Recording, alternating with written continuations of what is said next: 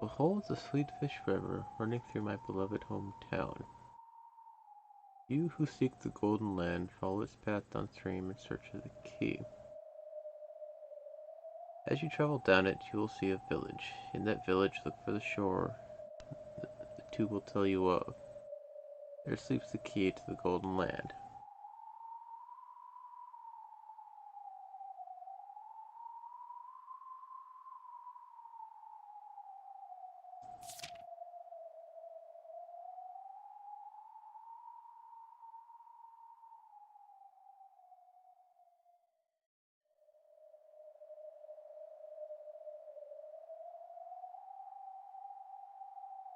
The one who obtains the key must then travel to the golden land in accordance with these rules. In the first twilight, however, the six chosen by the key as sacrifices. In the second twilight, those who remain shall tear apart the two who are close. In the third twilight, those who remain shall praise my noble name. In the fourth twilight, gouge the head and kill. In the twilight, gouge the chest and kill. Stomach, knee, leg.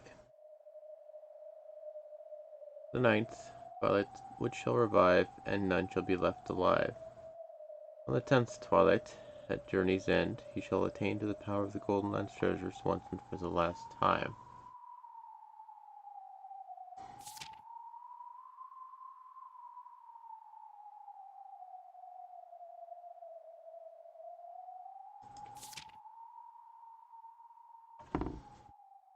Hello, hello. Gonna puzzle out some of the epitaph stuff here. Seeing if it's something else, but it's very vague in its specificness. Dang it, it's... Thank you.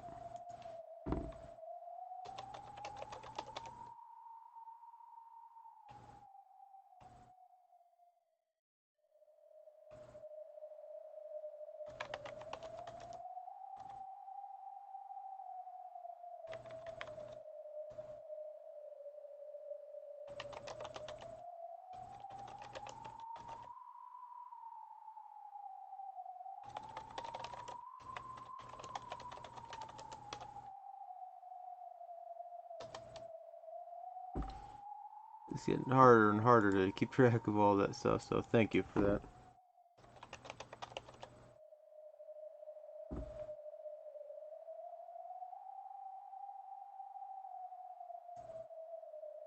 Hey, hello, hello. That should be it.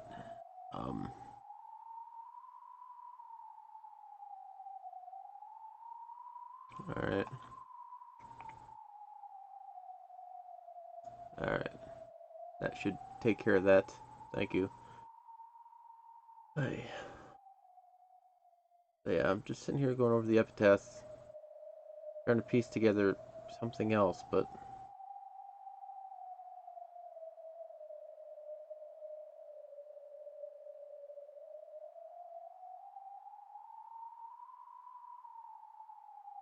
I don't know, I'm not quite seeing it, but I guess we'll figure it out in the end, or we won't, and we'll all have died horribly thanks to the witch.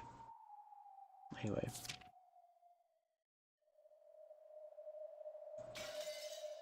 Alright.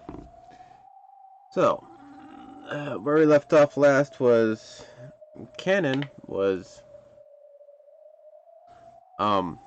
basically fighting off these 7 stakes of purgatory in order to be allowed to choose what 5 people will go to the Golden Land with them and the witch. And then she played the well, you gotta fight all of them card. So that's where we're sitting at, and I can't remember what's her face here, but she's one of them. So let's see if we can carry on. Wait a sec. Don't try to trick us by crying. You haven't finished saying it. Alright, audio issue. There we are. Haven't finished saying it. That should be enough. Come, sisters. Let us display our power. Right, and they're just bullying Satan of pride to ask for help. I won't be satisfied till I hear the whole thing, okay? Come on, One-sama. Keep going. That's enough. Come on. This shame affects us all. We won't let them leave here alive. Okay. How should we play with this pitiful furniture? Any wonderful plans? Yes. Basil thinks the seven of us should go along, split cannon up between us. She's gonna be annoying to read. Good idea. That way all the sisters can get along. Then I'll take the head. I'll leave the limbs and guts to you all. No. I get the head. There's no way that promise will mean anything, right? First one there wins. Cannon-kun, if you've got any ideas for how we should kill you, just tell us, okay? The seven sisters will kill you in an awesome way. Damn. You've shamed me so deeply. Slicing you to 8 pieces won't be enough. I'll slash you into 100 pieces. Here we go, everyone.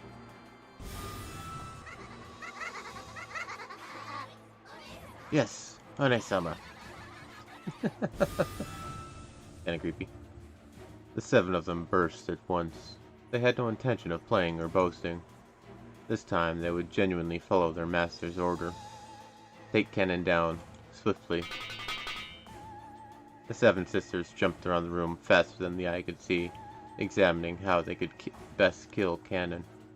They tortured Cannon with their cruel giggles, sometimes making a close pass at him. They kept scraping his arms, shoulders, and cheeks, gradually carving red letters into his body. At that moment, Shannon dashed up behind him, holding on to him so that she blocked the way to his body at least a little.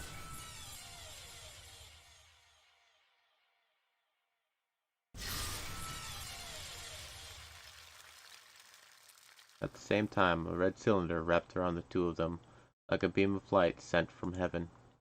That cylinder repelled the evil ones who tormented Cannon. What? You're mean! This has nothing to do with you! Ah, I see. You must want to play with us. Then I'll take it. All mine. Beatrice-sama, can we take Shannon as our prey? I don't mind. Do as you like. It seems Cannon alone won't be enough to satisfy your gluttony. You have our deepest gratitude. Come on, I'll make you regret coming out uninvited. I'll turn you into scraps of meat so unrecognizable you won't be able to tell which is which. Mix you and mince you into hamburgers. Idiot. Breaking that barrier should come first, right? Don't let your gluttony get in the way of your job. Yes, One-sama. As a horribly natural first action, the seven sisters began to destroy the barrier Shannon had created. Shannon's barrier certainly was strong. It was powerful enough to impress even Beatrice. With its strength, frail furniture would turn to dust just by touching it, and it was firm like a tree with deep roots. But no matter how big a tree gets, it will eventually surrender to a saw or a hatchet. The seven sisters chopping down Shannon's barrier would be annoying, but not impossible.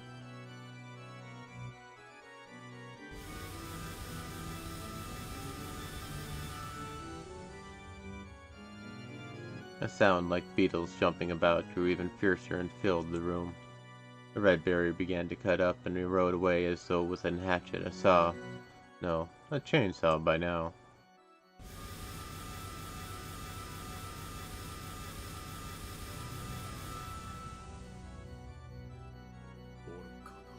How foolish. Even though you must know that your barrier can't fully protect you from these girls. Why? Because I couldn't overlook it. As Shannon covered Cannon, who was already at his limits, sprawled on the floor, she spoke back resolutely. If you hadn't barged in uninvited, I would have given you a death-like sleep. Why have you gone to all the trouble of exposing yourself before the Seven Sisters? Not all deaths are the same. A cruel death will cause you far more anguish than merely dying.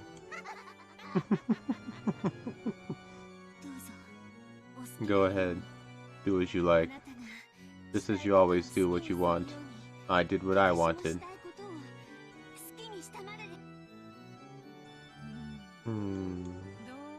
At any rate, you're not quite amusing at the present moment. Romance is most interesting when you're wondering whether it will succeed or not. Once it does succeed, a woman is like salmon who has finished laying its eggs. I've already tired of you. Thank you. No words from a witch would make me happier.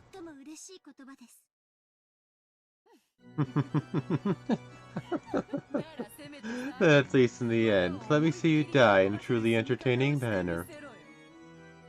Seven Sisters, can you hear me? Kill Shannon in a way that shows me the limits of brutality.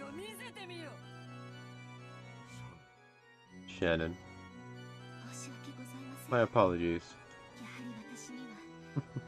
In the end, I wasn't able to reach your level, Genji-sama. You're an idiot, Nei-san. If you just let me be, then you might not have had to meet a horrible end. No, it's fine. I received the ring from George-sama and lived as a woman. I've protected you and lived as a sister. With this, my life is complete, with no regrets. They all have great hair, and yes, I have to agree they're cute, but not the kind of cute I like. That annoying cute. You're pissing me off. That philosophical take reality is irritating. Like I said, you're furniture. You don't even smell like a human. Look at me. I am a human. Don't spout off philosophical crap like you're more complete than I am, you furniture. How ugly. Are those regrets what you truly are? They aren't regrets. This is called living.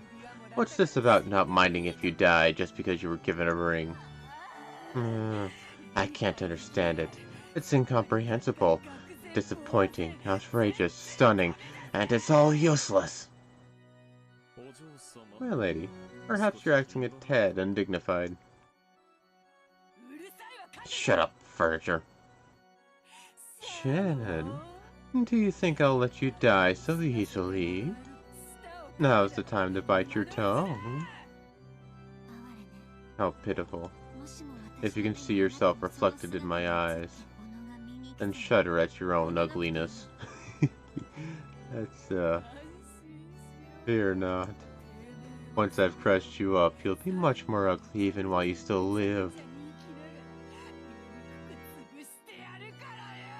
At that time, Genji softly entered the red barrier. Perhaps that barrier didn't block those without ill intent. Then, Genji gently held her from behind and covered her eyes with his right hand. Genji-sama, you've already done enough. Go to sleep before me. Yes. Thank you very much, Genji-sama. Indeed. After that, Genji softly pressed his left hand near her collarbone. As he did, emanating from that area, a crimson stain gently spread out.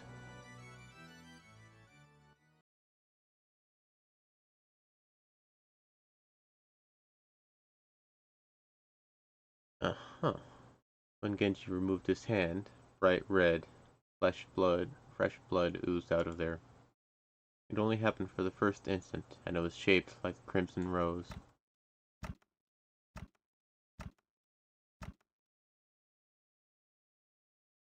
And when he removed his right hand covering her face, there was a peaceful expression there, as though she was sleeping. Then she fell softly, silently, and slept. Her soul had already been sent to a world where the malicious witch and her furniture could not reach her, no matter how evilly they tortured her. This scene left Beatrice and the seven sisters stunned. Only Ronove wore a mysterious smile. Then, Genji leaned over Cannon, who was crouching on the floor. You did well. You should sleep now too. Yes. Thank you very much, Genji-sama. Just as he had done with Shannon, he softly covered Cannon's eyes with his hand, then gently pressed the area around Cannon's collarbone with his other hand. And when his hand was removed with the lightness of a feather, there was a crimson rose there.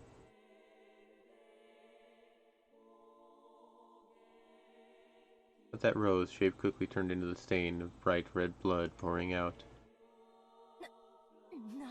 What is that? What a boring person.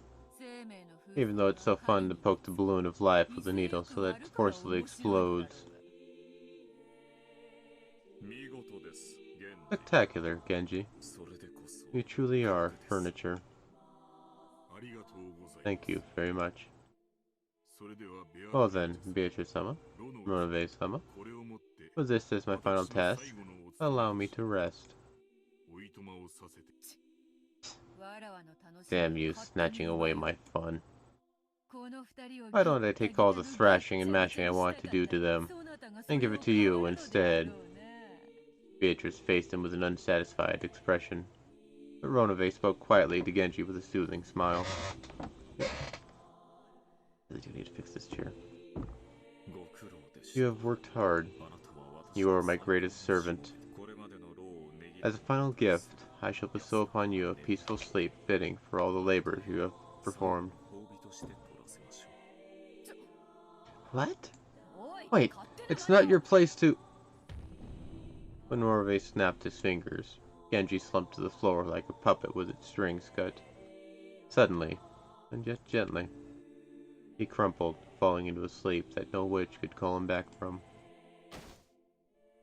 It was as filled with kindness as the sleep he had given Shannon and Cannon.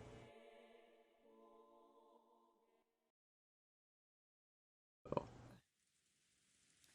What was that, Ronove? What a boring anticlimax. Are you not a mighty great witch, my lady? What happened here is hardly worthy of your concern. It isn't like you to let the provocation of someone like Shannon get to you.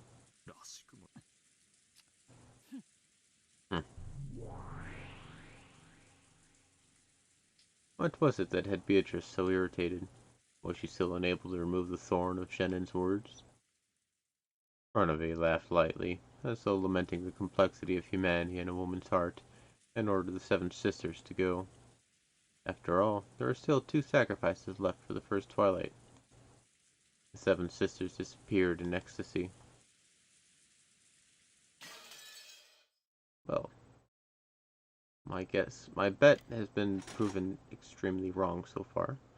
So I still have 1 correct out of 6. I still have a chance for half of it to be right. Though I doubt it.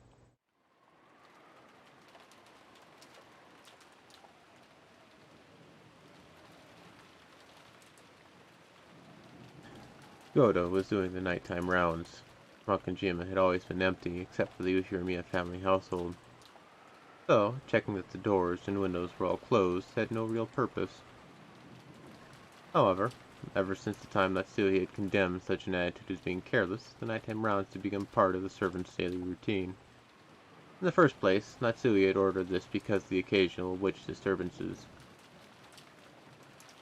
Everyone who came and left this island knew about the legend of Beatrice, the Witch of the Forest. It had become established as this island's characteristic ghost story. Because of that, it was only natural that some people would claim that, when they thought they were alone in the mansion, they would hear a strange sound or see the shadow of a person. However, when that created a little too much of a disturbance and reached Natsuhi's ears, she made a fuss thinking that some suspicious person might have been entering and leaving. Apparently, she had roused all the servants and had them checked throughout the mansion. Because all of that panic over the witch had happened before Goda's arrival, he had only heard about it from the more senior servants. Ghost stories like that could be found in any workplace. Even at the hotels and restaurants Goda had worked at, there had been plenty of them. So when he heard about that story on this island, he'd given a forced smile, thinking, ah, they have that kind of thing here after all. That forced smile aside, he had figured that when in Rome, do as the Romans do, and had taken it seriously. Goda went along with it on the outside, but in his heart, he had assumed it to be a childish trick. At first, that is. This certainly is eerie. Yes, I can see why it was so easy for past servants to get into a panic. You can understand how someone doing the rounds on an eerie night like this might believe they'd seen a ghost if they saw a lace curtain waving in the breeze from a window that hadn't been closed. So, if you make fun of the Witch of the Portrait, there is a curse. It seems there is even a servant who received a serious injury and quit. Well, I wouldn't want that. Think of my age. I probably wouldn't be granted a workplace this hospitable again. Witch of the Portrait. I'm working sincerely, so please give me some peace. Maybe not the best choice of words? Goda prayed to the portrait, his hands together as though he was at a Shinto shrine.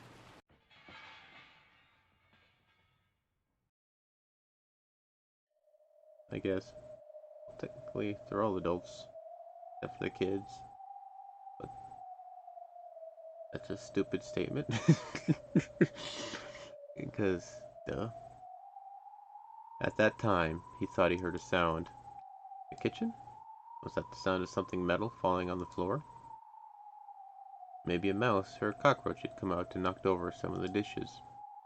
No, how could that be? It was usually cleaned thoroughly. Thinking he checked out what the noise really had been, Goda entered the kitchen. He turned on the kitchen light. When he did, he heard a strange sound. Clink, clink, clink, clink, clink, clink. To a cook like Goda, the sound felt like the lid on a pressure cooker or something shaking. Surely there wouldn't be a pot in the burner when no one was in the kitchen. Even if someone was using the gas, walking away from it would be quite dangerous. Just in case, Goda decided to inspect the area around the gas range.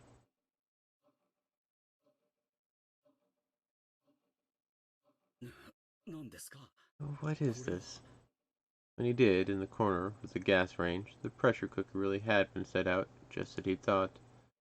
But the flame wasn't on, and yet the lid was clanking. Was something fermenting and leaking gas? How could that be? Then was there a mouse or something inside? How could there be? Ridiculous. When people were watching, Gold acted as though he had a bold personality fitting for his build, but he actually had an unexpectedly timid side to him. He was frightened that there might be something inside, and he couldn't bring himself to check it carelessly. In his cowardice, he grabbed a nearby wooden pestle, and with a clunk, he tapped it a little forcefully against the side of the pressure cooker. When he did, the clanking sound suddenly stopped. He should have been relieved that it had stopped, but the fact that it had stopped when he hit it was even more eerie. It made him even more suspicious about what was inside. Mysterious phenomena do not exist in this world. Yes, witches and magic, things like that couldn't possibly exist. All phenomena can be explained with science. As if monsters and witches could exist. He repeated that many times, trying to build up his own confidence. The gap between what he was saying and what he was doing was quite comical. Who would believe in a witch? Who would believe in magic or curses? Come on, show me what you really are. Take that! He removed the lid of the pressure cooker, and lying exposed there was the sparkling clean silver bottom of the pot. There was absolutely nothing frightening like he'd imagined. No, thank you. Oh, and I still need to fix that.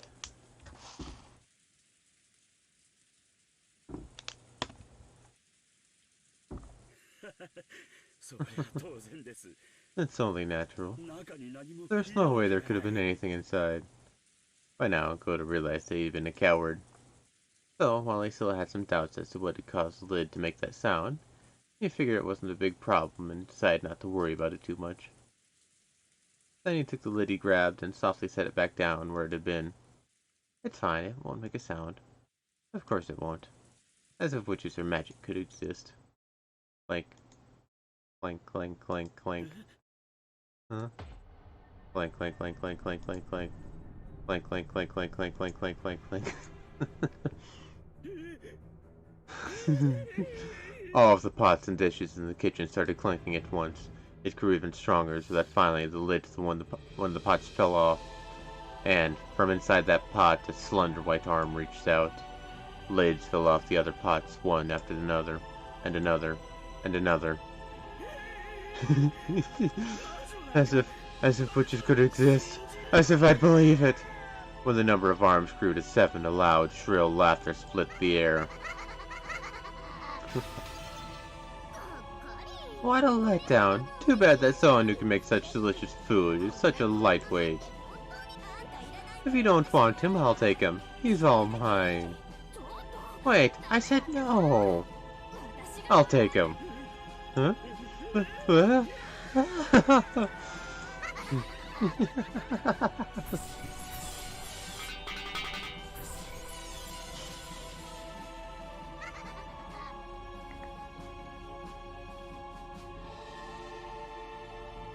Come on, let's search. There's only one more. That old hag. Where is she? She isn't in the mansion. What about the guest house? First one wins, right? Come on, search, search, find her, find her. Don't be noticed by the relatives in the dining hall, right? And don't get noticed by the kids in the guest house, right? Search in silence, kill in silence. After all, still just the first twilight. She isn't in the guest house. But she wasn't in the mansion either, right?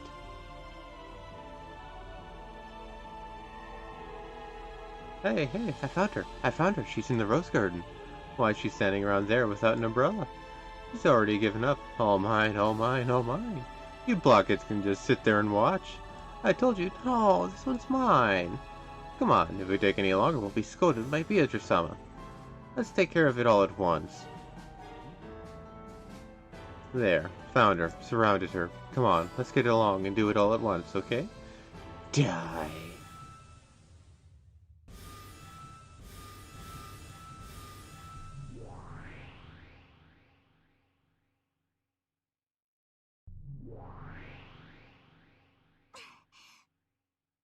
Huh? What? But what is this?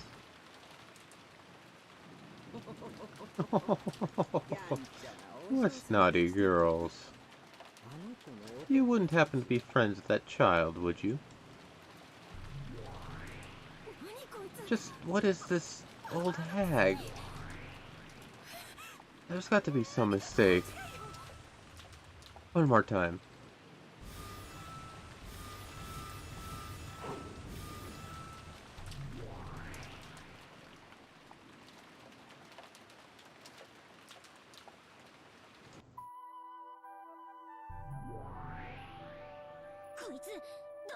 Why can she defend against us? Move aside. One more time. No matter how often you try, it won't work. This person is good. I am waiting for that child. Would you mind calling for her? Do you really expect us to run errands for you like that?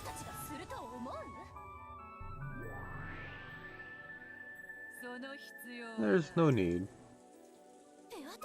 Beatrice-sama. After all, even I have manifested by now. I was certain that you had awakened. Ronove, it's been a long time.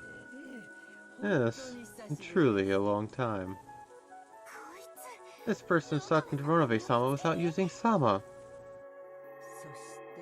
And it's been a long time since I've seen you too, Beatrice. She's not even using Sama for Beatrice-sama. Enough. Don't you know who this is? The name Beatrice itself is hers. I only inherited it from her. This is my teacher, the previous Lady Beatrice. The previous Lady Beatrice?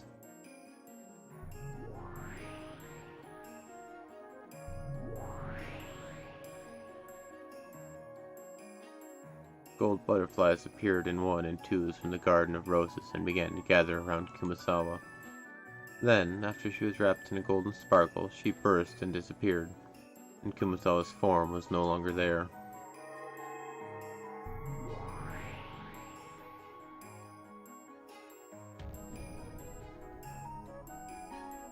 Instead, there was another golden witch, the one who once taught the paths of an endless witch to Beatrice, and the only person Beatrice ever called teacher.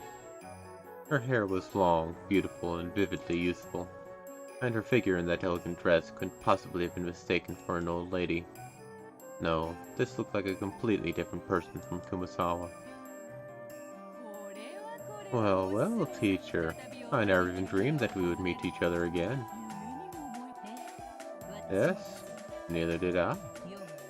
I certainly never dreamed that my sleep would be disturbed. Yay, huh? It's a troublesome time for you to awaken. If you'd remained asleep as usual, the first twilight could have ended without much trouble. Or perhaps I should be glad you're here. I'm just getting a tad bored. As usual, it seems you're toying with sinless people in a vulgar game. I believe I taught you several times that the power of the Endless Witch mustn't be used to cause people trouble. Don't say that, teacher. Isn't boredom our natural enemy? This is just a little spice to escape from that. The more the corrosion advances, the stronger my power becomes, and the easier it becomes to summon my minions. But who would have thought it would release the seal on you, teacher, at the same time? It's precisely because I predicted such a thing would happen, that I slept so very close to where you were. Though, I prayed in my sleep that I would not be awoken again. Being reunited with you like this is a very sad thing for me. You're as cunning as always, teacher. Ronove, have that young furniture step back. Furniture only serves its master. The master is responsible for all of her crimes. Certainly, Madam Beatrice. I have already passed that name on to this child. Come now, step back. Furniture girls. I may give warnings a second time if you did not listen to the first. However, do not expect to receive a third.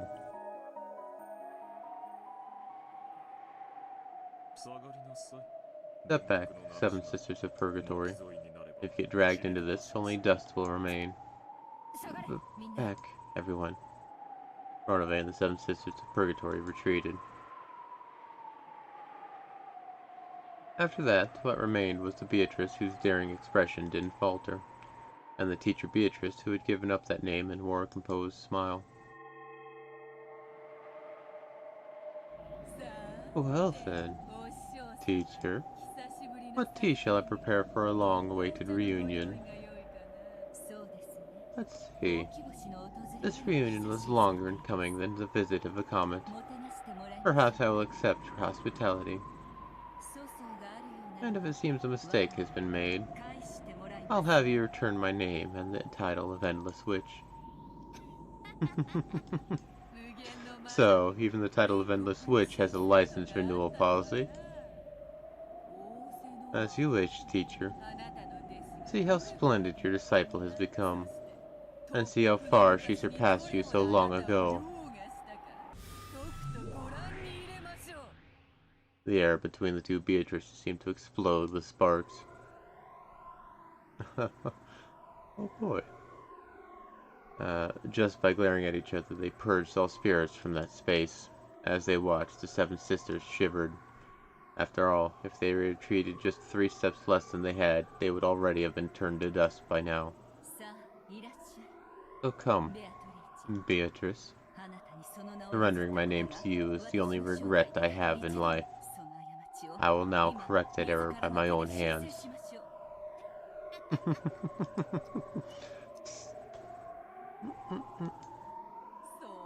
You've got it wrong, teacher.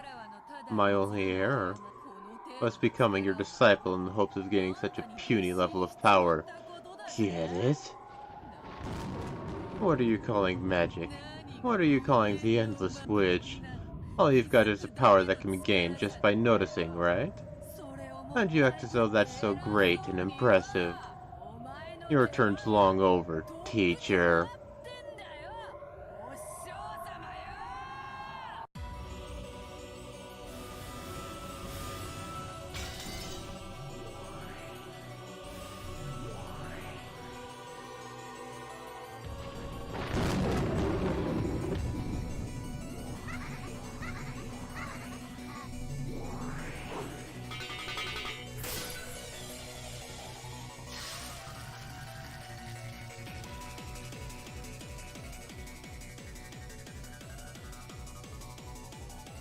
Oh, hey, Battler. What do you think of this predicament?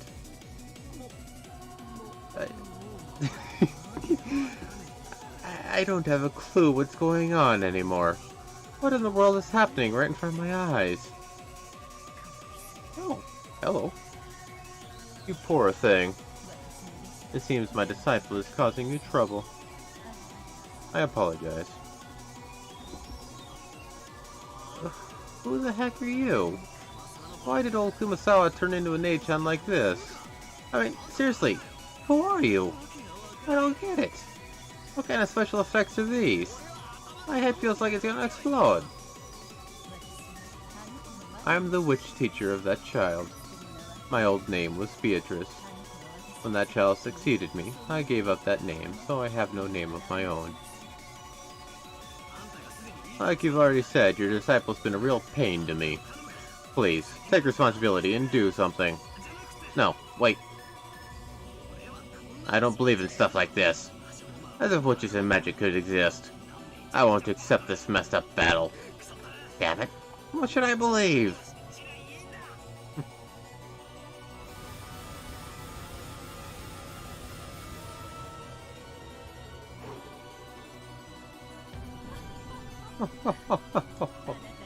That's just like you. Hospitality with a very quick temper.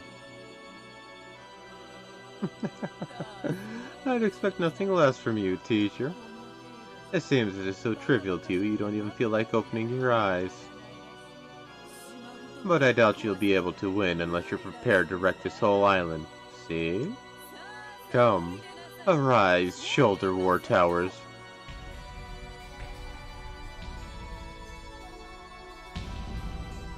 What? In response to Beatrice's summons, a terrific earth tremor split the rose garden, and on either side of her shoulders 2 massive war towers sprouted and stabbed into the heavens. They stretched up to 100-meter tall, and each had over 360 ports. They were war towers of the gods' army corps, which had prevented even groups of ancient heroes from invading their sacred grounds. As Beatrice elegantly floated in the gap between the massive 2-headed towers, she looked down on her teacher, sneering with a sense of absolute superiority. With the 2 massive towers lined up behind her shoulders, the witch looked very small, like a butterfly dancing between huge trees.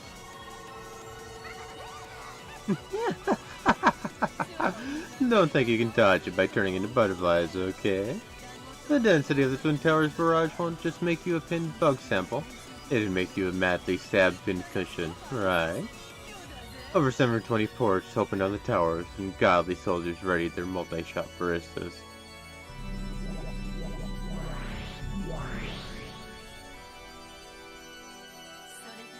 Is that the end of your turn? The famous last words. Blast away!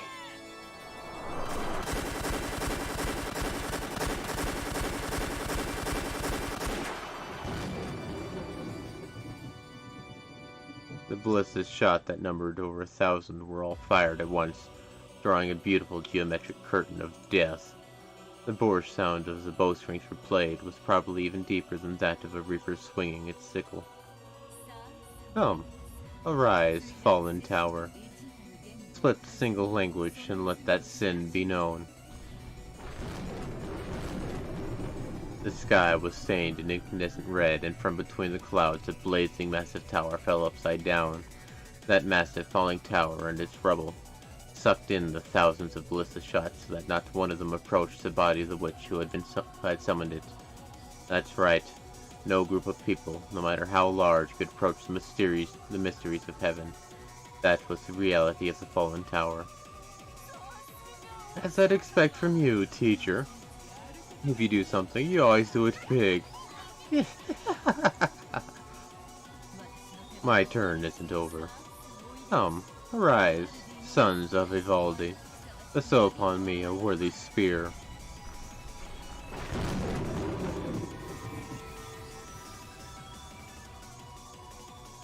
As the massive crimson tower that had fallen made its terrible gold-colored explosion, a massive spear appeared from inside those flames, so tall at the tower that you had to look up to see all of it. It was too large even for a giant's hand. That divinely beautiful spear of the gods was so massive, it gave the illusion that the fallen tower had turned into a spear of the same size. It was a spear of certain victory that none could escape. Looks like your twin towers won't help you now. How foolish to block off your means of escape on both sides. You can't defend against even a single spear. When she snapped her fingers in command, the massive tower-sized spear shot at Beatrice like a lightning bolt. It aimed right for the middle of the center of the Golden Witch's heart with extreme precision, as she danced in the gap between the towers like a butterfly, slicing straight through the air like a flash of lightning. Ah! So you use Gungnir at a moment like this? You really are incredible, teacher. Burst, useless towers. Arise, giant soldier battle line. Fully block that divine spear with your shields and chests. The shoulder war towers exploded in gold. They became several billion gold butterflies. Those butterflies took the shape of 7 massive armored soldiers. Each stretched a full 50 meters into the sky, and they lined up in front of Beatrice, protecting their master and holding massive shields that towered like windmills. Ooh. Cool.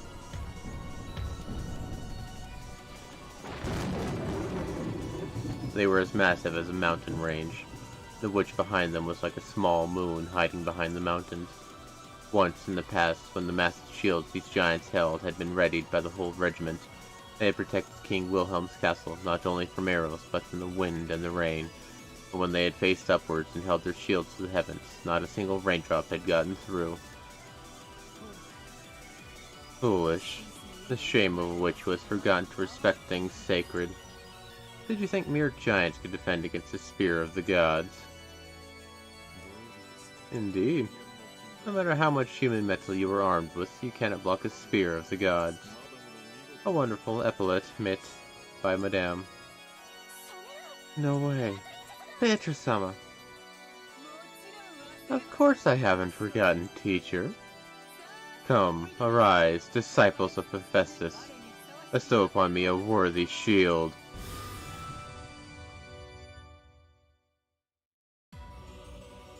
A golden whirlwind arose at the feet of the giant soldiers. It was a cloud of countless butterflies.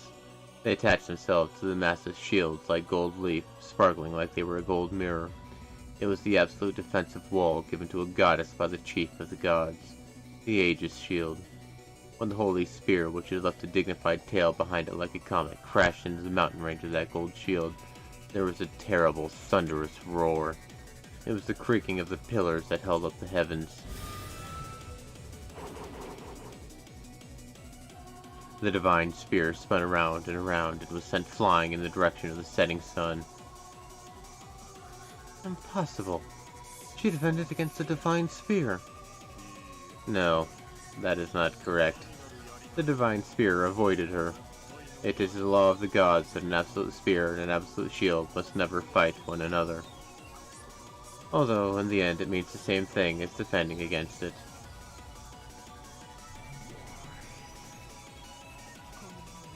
Your skills have improved from engaging in these fights so often. Or rather, it seems you're still as bad as ever at this kind of game, teacher. It's my turn to strike back. I shall follow the code and counter a spear with a spear. The giant soldier battle line, which had fully blocked the divine spear, released its holy gold shields. The shields fell to the earth, making the ground shake.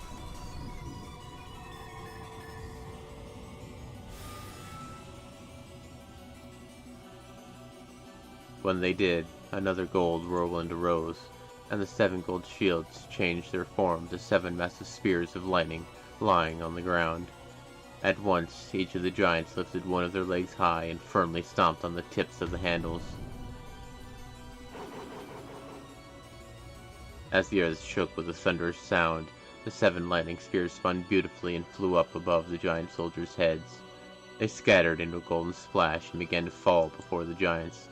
Each of the giants squared off, and with the force of their whole body they kicked and smashed them. The broken pieces numbered exactly 30 and became lightning spears of exactly the same size as the originals, which made 210 for the 7 giants, and all of those burst at once, with each splitting into 30 thorns for a total of 6,300. They became a barrage of thunderclouds, drawing a beautiful geometric pattern, and then each changed into 3 bolts of lightning, so that 18,900 thunderbolts shot at the predecessor Beatrice.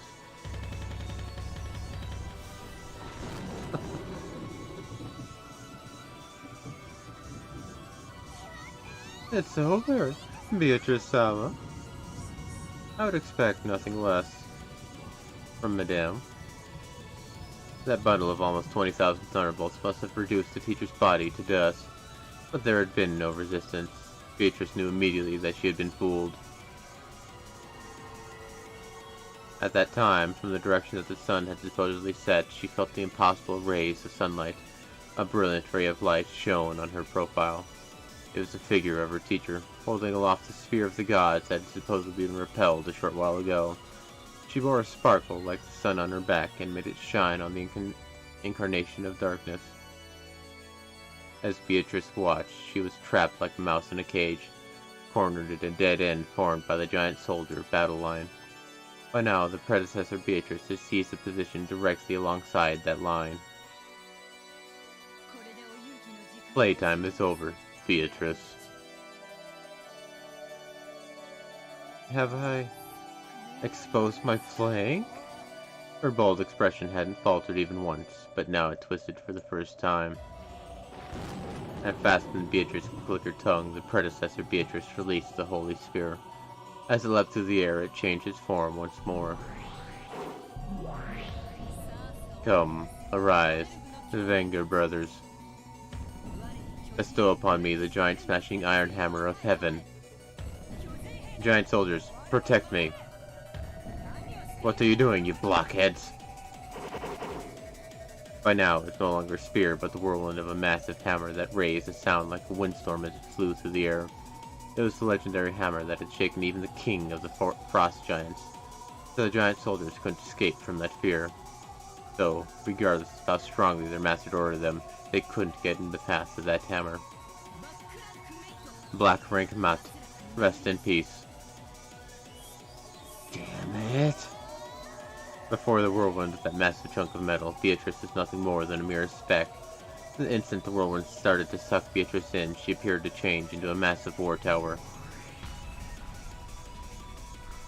The iron hammer smashed the war tower, scattering tremendous amounts of rubble, but it did not reach she who had escaped behind it. Furthermore, when the smoke started to settle, the war tower had sucked in the massive iron hammer without crumbling and blocked the way. Even the giant smashing iron hammer couldn't break through the final tower protecting the witch. However, this war tower was actually the witch's last trump card. It was a war tower for dodging that could only save her from danger once. But this tower was impregnable. No weapon could break through it. At that time, the moon disappeared, As Beatrice hid in the shadows of the giant soldier battle line in the war tower, she looked up at the sky. When she did, inside the moon was the figure of a massive horse ridden by the god of war and death. The predecessor Beatrice rode the horse with him. His cloak had blocked the moon and swallowed it in an eerie shadow, and the spear of the gods was in his hand once more. In other words, it was a godly knight who jumped over the ramparts formed by the giant soldiers in the war tower, attacking from the heavens.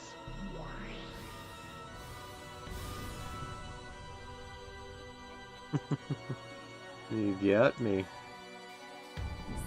Smothered mate. It was fun, Beatrice.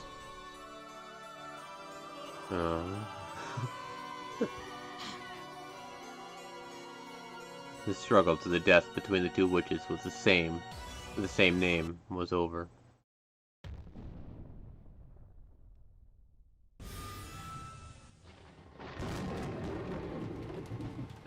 The spear that had been launched from the heavens pierced the ground. The giant soldier battle line in the war tower split up into countless gold butterflies, wrapping the area in a gold-colored storm. Then came the sound of thunder, and the sound of the falling rain and wind. If you looked around, the rose garden was empty. The butler and the rest were watching the two witches confronting each other. But Beatrice alone had changed.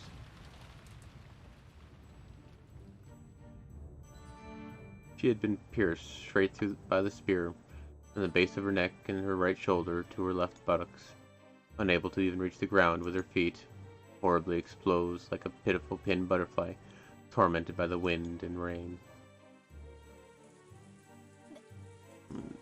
Beatrice-sama. As expected, a truly fearsome person. That settles it, Beatrice.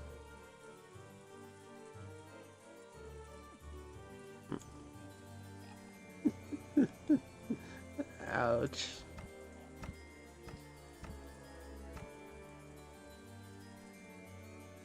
Beatrice wore a bitter smile of false courage. A strand of blood dangled from her mouth, making her look even more pitiful. The title and power of the Endless Witch, you will return them to me now, along with the name Beatrice. You are too immature to call yourself an Endless Witch. Stop. Forgive me, teacher. I was just fooling around, okay? I will take my name back from you. I shall return you to your original form. Perhaps you should relinquish this power which is beyond you, and live a life suitable for yourself. Come, try to remember. What form did you have? The predecessor Beatrice began to recite the words of power. When she did, small gold butterflies gathered near the skewered Beatrice, and began to swarm about her.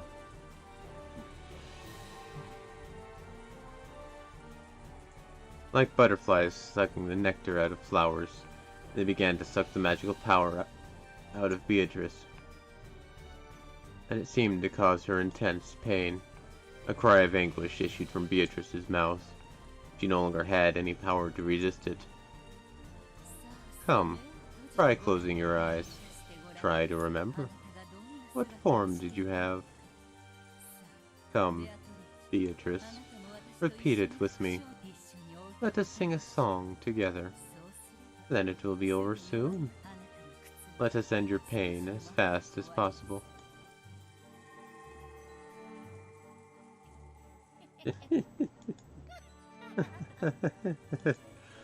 You're right. How long has it been since I've sung with you, teacher? Come, together now. Come, try to remember. What form did you have? Come, try to remember. What form did you have? When the two of them began to recite the same song, more and more gold butterflies danced around, swarming around Beatrice. It will be all right, my lady. You will lose your place as my disciple, but that will not change the fact that you are the lady I serve. After all, I shall read a book for you again. I shall bake you apple pies once more, just like it was long ago. Come, try to remember.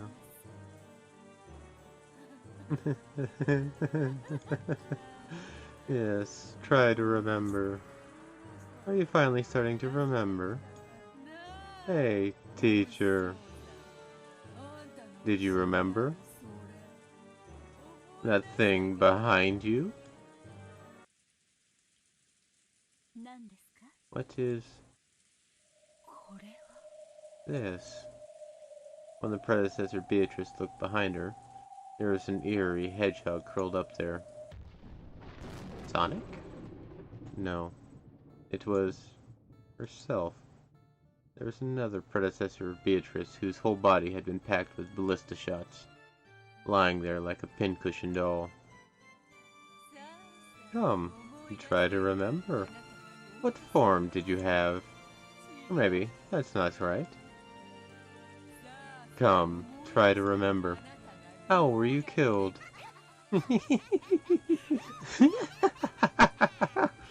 The predecessor Beatrice was stunned. Her form gradually began to fade away.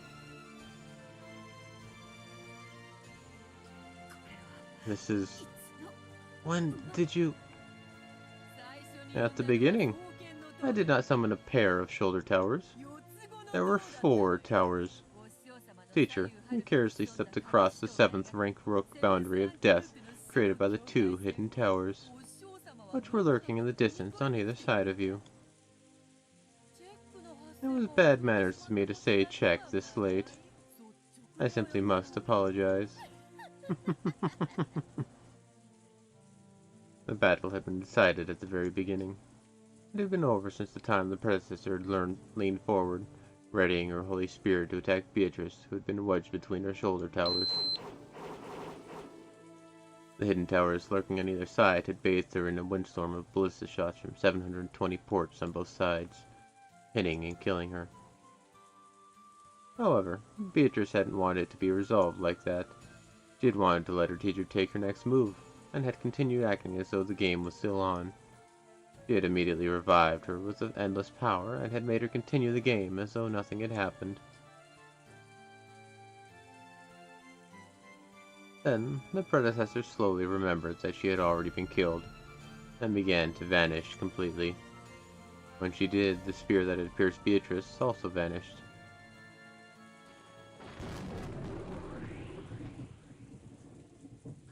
Beatrice finally landed on the ground. There wasn't even a trace of a scar. It was fun. Teacher, if you want to play again, I'll revive you any time.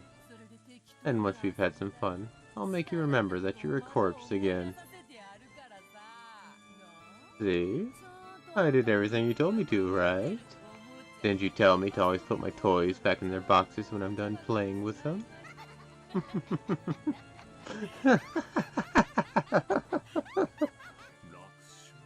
Was it an easy victory?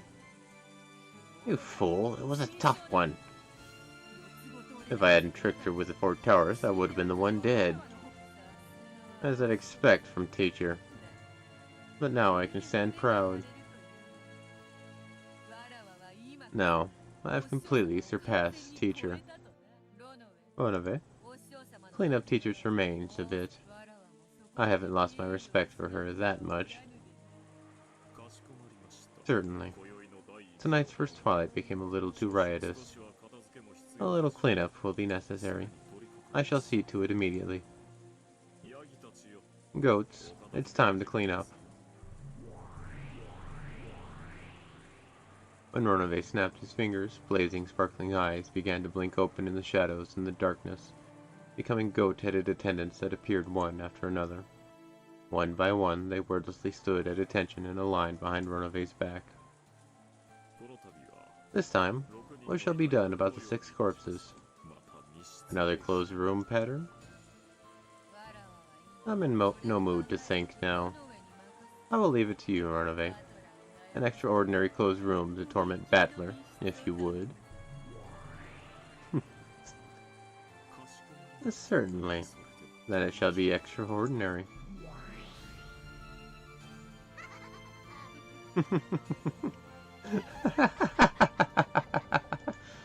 Okay, where's Battler? Battler, did you see my big moment? Damn it! After being shown that screwed up magical storm, what can I deny? Forget just Witches existing. After being shown that tremendous flashy fantasy, what can I deny now? I don't get it anymore. It was like that last time too, but how can I deny these awesome, wonderful, magical battles? Isn't that right? After watching this, you can't talk your way out of it, right? Okay, Battler, let me hear some ridiculous reasoning.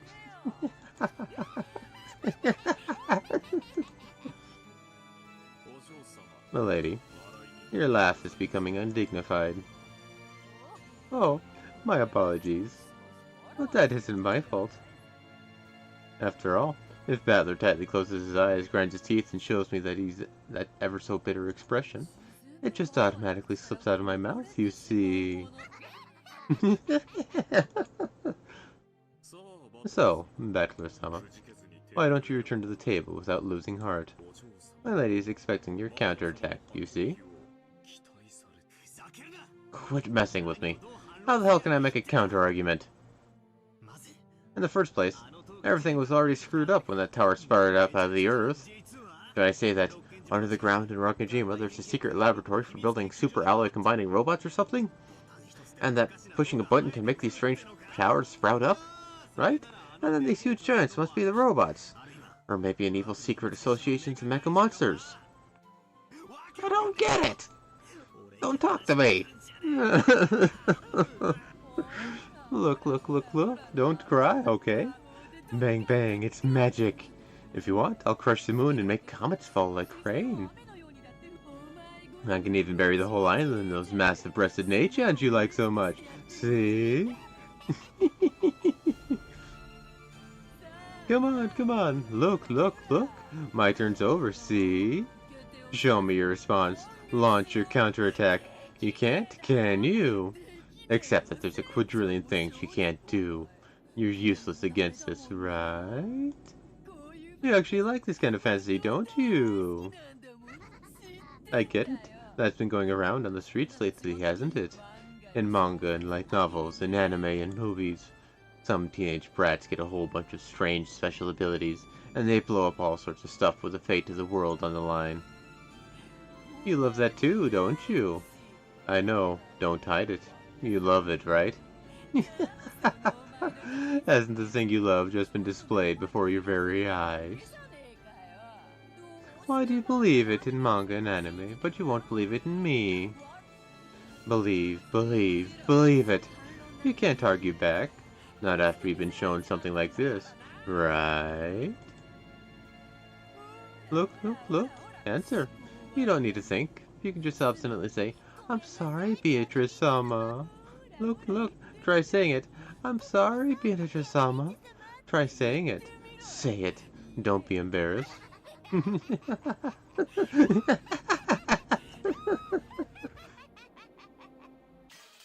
She's kind of crazy.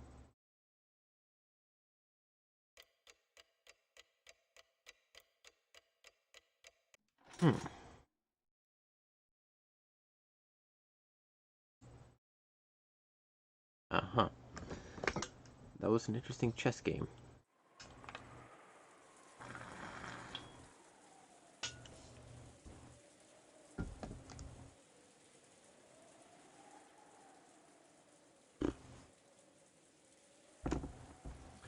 Would have been... Let me start over.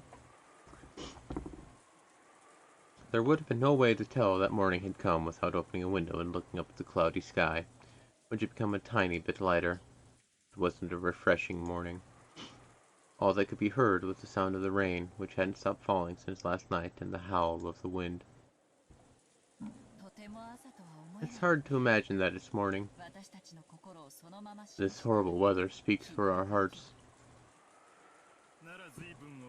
Hey, it could be worse. At least it's just rain and not spears falling from the sky.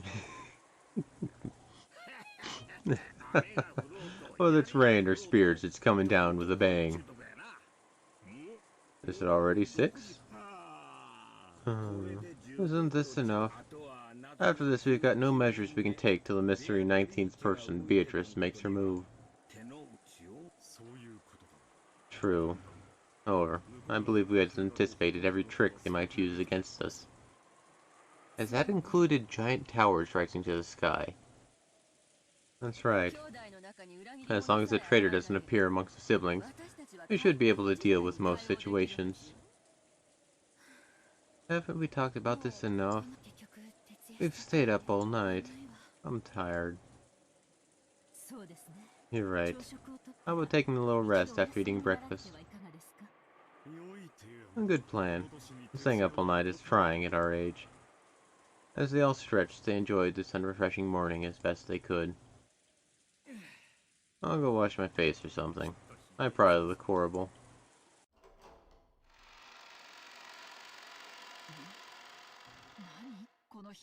What is that awful stench? As soon as they exited into the corridor, Kiri openly made a disgusted expression. What is it? Hey, don't you smell something awful? Hmm? What is this stench? I can't stand it. After hearing those complaints, everyone stuck their heads out into the corridor. The stench was faint, but once people started commenting on it, it was clearly noticeable.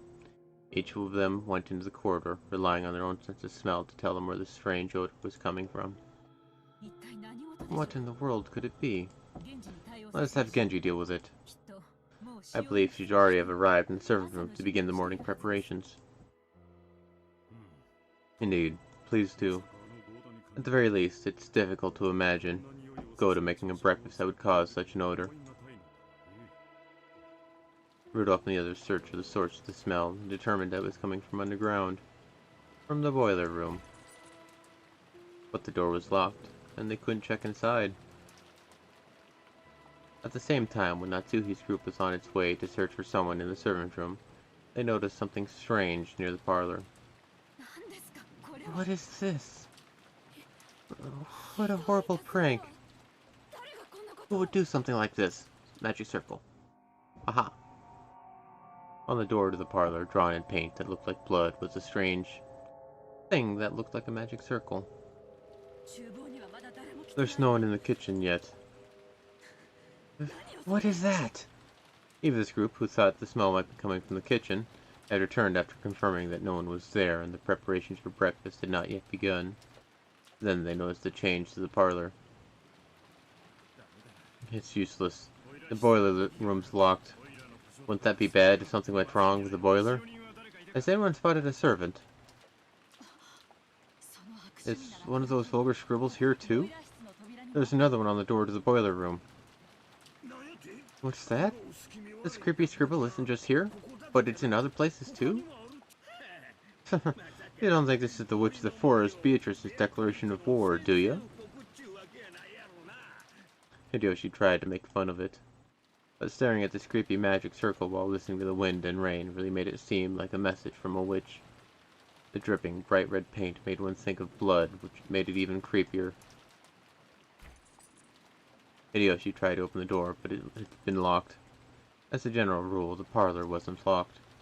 Someone had gone out of their way to lock it. What does this mean? Could it be that, while we were talking in the dining hall, someone secretly left this scribble? On the doors to the parlor and the boiler room? I'm sure the servants are behind this. They were together the whole time. We all have alibis.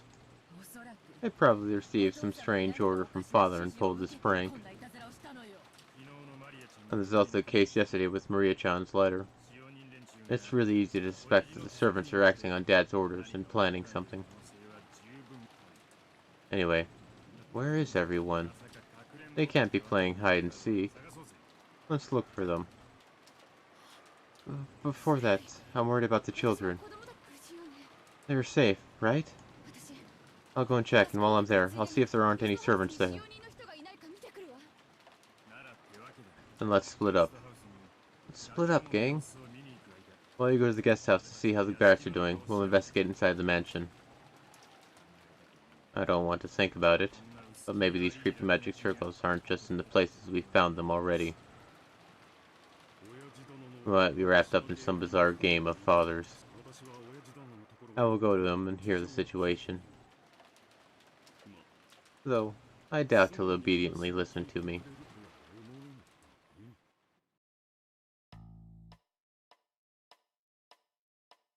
Give me a second.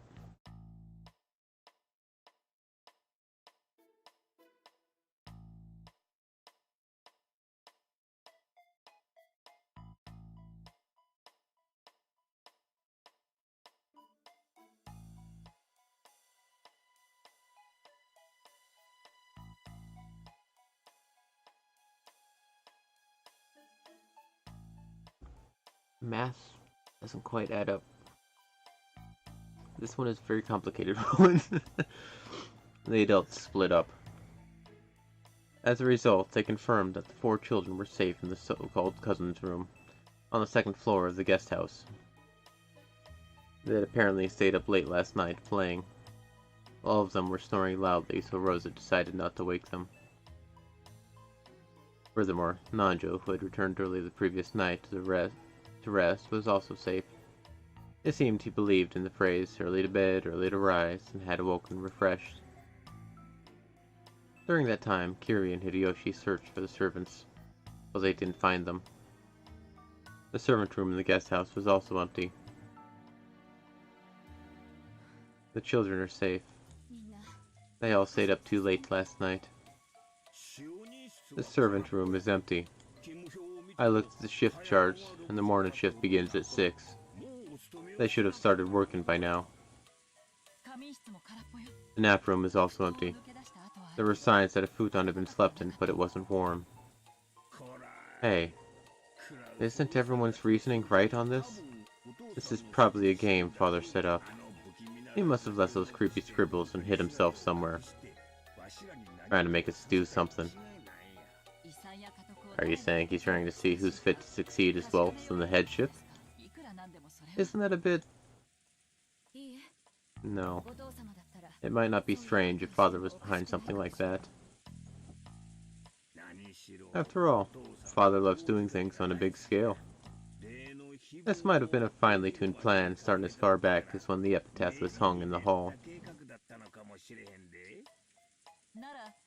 In that case, I wonder if they'll give us an announcement of the game or some explanation of it. It certainly would be nice if an envelope with a crest like the one handed to Maria-chan were to appear.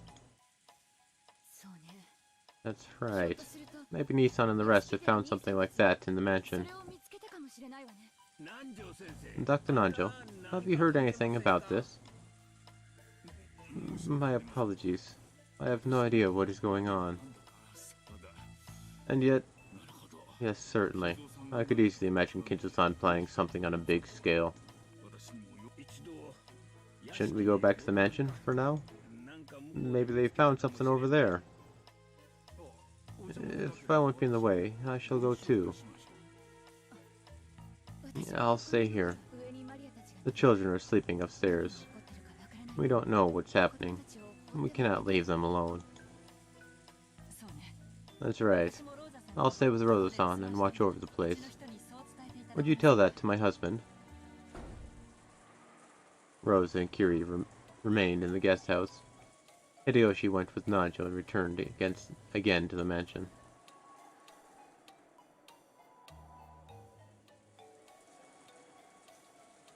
At the same time, in the mansion, in a way that was hard to believe, or maybe we should say in a way that gave him a bad feeling, Rudolph's prediction was spot on.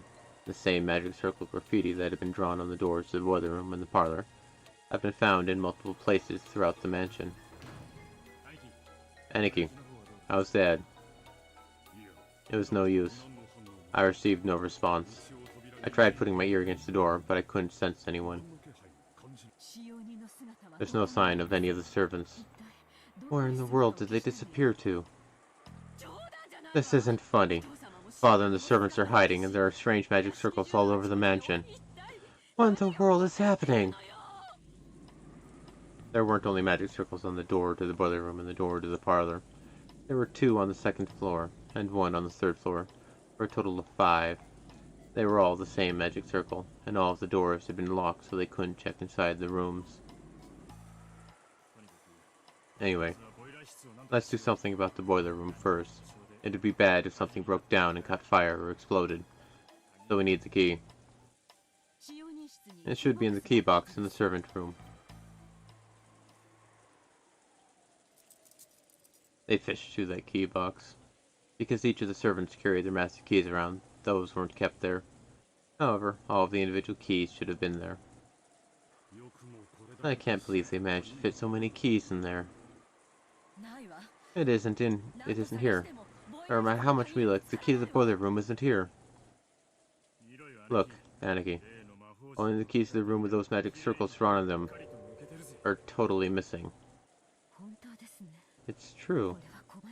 How bothersome. It's as though someone didn't want us to go into the rooms with the magic circles. No, they went to all the trouble of making those magic circles obvious. So maybe they wanted us to enter. I think it's the latter. This isn't a movie, so breaking down the door is probably impossible. No. They do it in movies because it's possible in real life. Smashing a window might do the trick, though. For a while, Kraus pondered over whether the situation really called for smashing a window. At that time, Hideyoshi and Nanjo returned. There was nothing strange in the guest house, and the children were safe. They told the others that Rosa and Kiri had stayed to watch over the place. Good morning. I heard that something strange has happened. Good morning, Dr. Nanjo. I apologize for waking you so early in the morning. What is it? Did you find a letter or something? I was sure you'd have found something like that by now. You're right. I also believe this to be a massive joke or game of fathers. But if that's the case, there should be some letter telling us about it. Like the letter that was given to Maria-chan. What if Maria-chan's letter actually was the announcement, telling us that the game was on? The rules of the game, try solving the riddle of the epitaph, had already been made clear. Then what might the 5 magic circles we found in the mansion represent? And the missing servants? Natsuhine-san. How many servants were there today in total? Huh? Genji, Goda. 5 of them.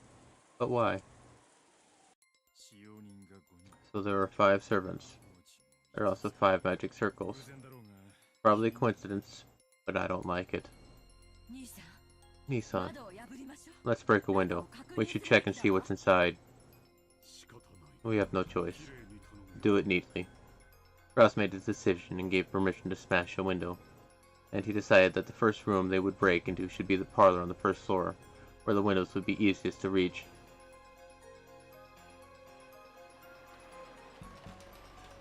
They had hoped to peek in through the window, but the curtains were down, so they couldn't see inside. Rudolph wandered around the garden, trying to find something that would be good for smashing a window. Eventually, he found a rock bigger than a fist and came back. You don't have to smash the whole thing. Just open it enough so you can reach the lock. Don't get your hopes up, okay? Rudolph raised the rock and hit the glass with it several times. Eventually, he succeeded in opening a hole big enough that he could unlock it from the outside. Covering his hands with a handkerchief, he stuck his hand through that hole and cautiously unlocked it. We should probably cover it with packing tape later. The rain will get blown in. When he suddenly opened the window, the wind and rain made the curtain dance around violently. That curtain was blown to the side. They could see into the parlor they knew well. They were a little relieved. They thought there might be another bizarre magic circle inside the room, or possibly the traces of some creepy ceremony. In any event, they didn't want to hang around out in the rain, so the 6 of them, Kraus, Natsuki, Eva, Hideyoshi, Rudolph, and Nanjo, entered the parlor as a group. It seems that nothing in particular has changed. What's wrong, Shannon? Wait, are you okay? What happened to you? Blood. Dr. Nanjo, take a look at this. Hey, Shannon-chan, are you okay? Answer me. You mustn't shake her. I'll examine her condition now. She had been in the shadow of the sofa, so they hadn't noticed her until they'd entered the room. Shannon was lying on the floor, her chest stained bright red with blood. Oi! Battler, where are you? Look, look! Shannon's corpse has turned up, see? I won't bully you anymore, so come out. Oh, there you are. What are you doing clutching at your head in a place like that? Battler was crouching under the table, holding his head. His pitiful figure made it plainly clear that he didn't want to see anything, didn't want to hear anything. Had he heard Beatrice's sneering voice? Could he not hear, or was he pretending that he couldn't hear? In any event, it was clear that he'd close up his heart like a shell.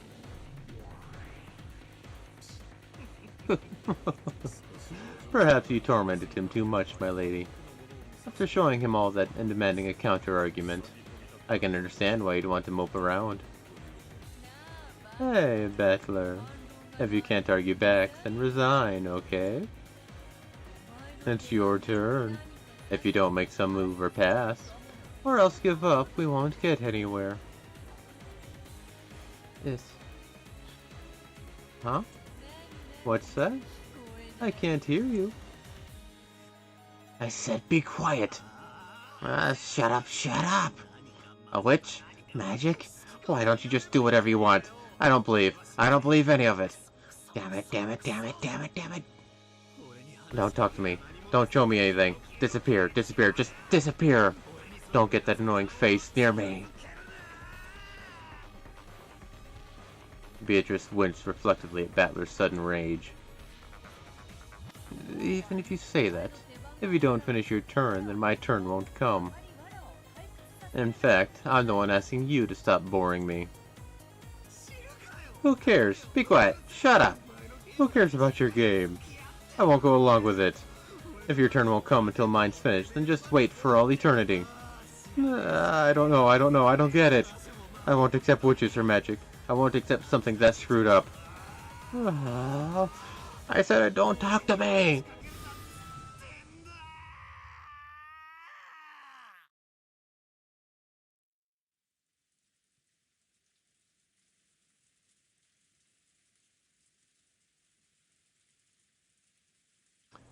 I don't know what's what anymore. Everything's showing something that screwed up. How could I resist?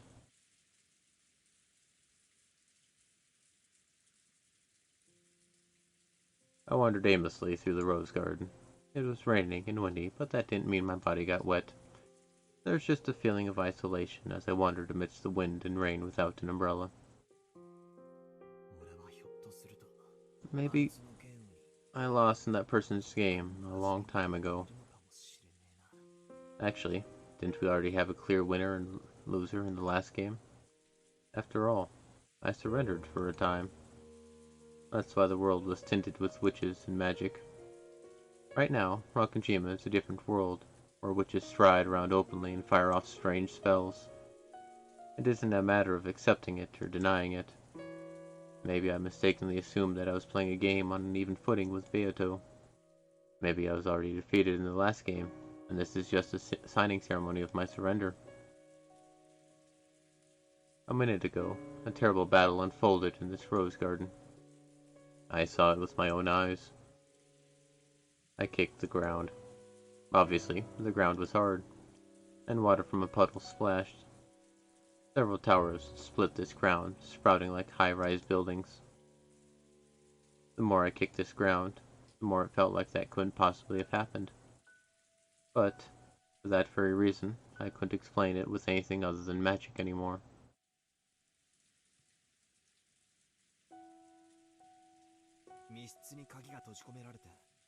If it was a closed room with a key shut up inside, I'd know it was probably an extension of stuff you'd often see in detective novels. But that big flashy thing? Damn it. It seems my disciple has caused you much trouble. Huh? It's you. Someone suddenly spoke to me, so I turned around. and in the Rose Garden Arbor was the predecessor Beatrice, whom Beatrice had supposedly defeated a short while ago.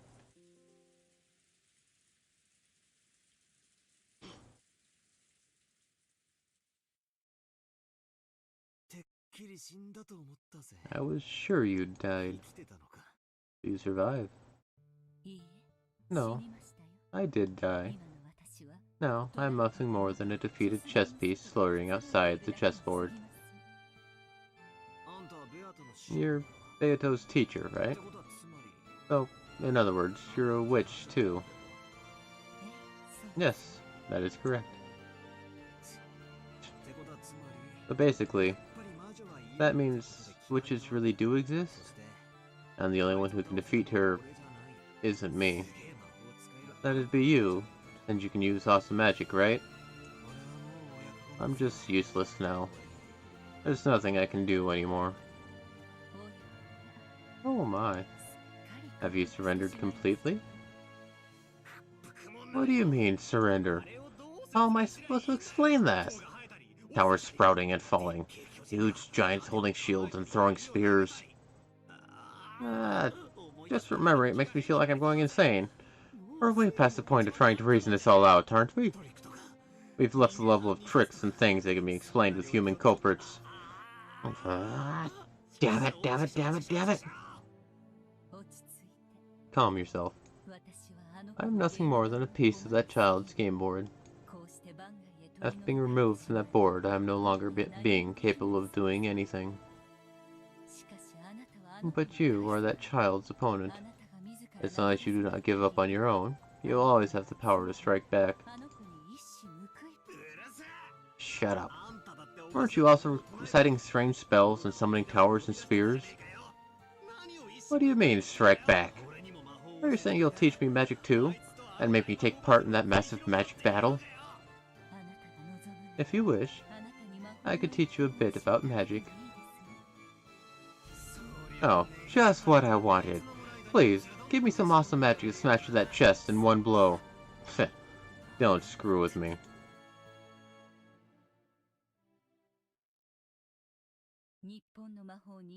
I hear that in Japanese magic, there is a ceremony used to pray for rain.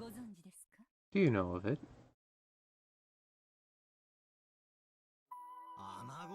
A rain ceremony? That thing where you throw stuff into a fire and dance as an offering? That's not magic. They say that the fire causes an updraft, which makes rain clouds gather. That's supposed to be an accepted scientific phenomenon. Oh? I believed it to be a form of Eastern magic. But is that not the case? I believed people offered sacred fire to the heavens, as well as a dance of respect, so that your entreaty for rain would reach the hearts of the gods. Maybe people did that long ago, but most occult things like that have scientific explanation. Why do things burn? Isn't that because phlogiston is contained in the material? No, things burn because of a chemical reaction. Lavoisier abolished the phlogiston theory. I don't know that name. Why does heat transfer through objects? Isn't that because caloric is contained in the material? I'm pretty sure that was abolished by Joule. Heat is energy, not a substance. You have studied well. A hell of a lot more than me. Your knowledge is accurate.